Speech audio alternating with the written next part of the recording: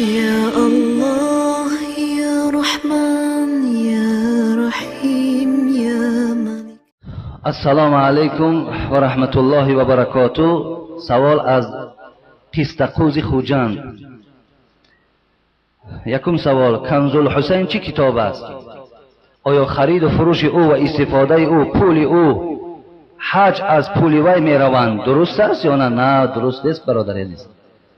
کنز الحسین همه شما می دانید که کتابی هست که بسیارتر گویم با او دلگرمی ها و دلخنکی ها همه از همین کنز الحسین است. به این خاطر این خرید و فروش جایز نیست دادر عزیز.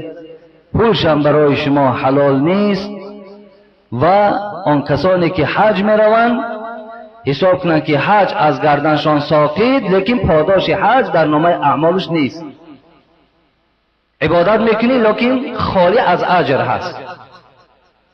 برای همین اینا جایز نیست اینها را خرید و فروشش.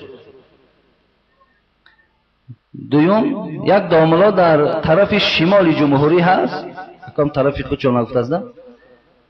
خب تومار میدهد، میگوید که در 150 کار کشایش میدهد، حقیقت دارد یا ندارد؟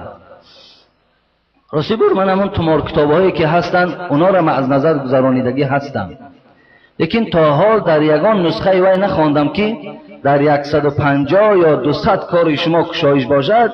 اینا نبودن در کتاب ها. اینا خودی بافته همونا هست که خریدار زیاد شود. این دیگر یگان معنا ندارد. فقط خدا رحمت کند صاحب فقه و سنت را سید سابق در کتاب خودش میگیره که اگر آیت قرآن باشد در همون نسخه های توماری که می نویسند، اگر همون آیت قرآن باشد اجازت میدهد. دیگر هر گونه رقم ها و سخیمه هایی که در کتاب ها آوردن اونا را کلا از جمله شرکیات میدانند و اونا را گفتن در بر نکنید.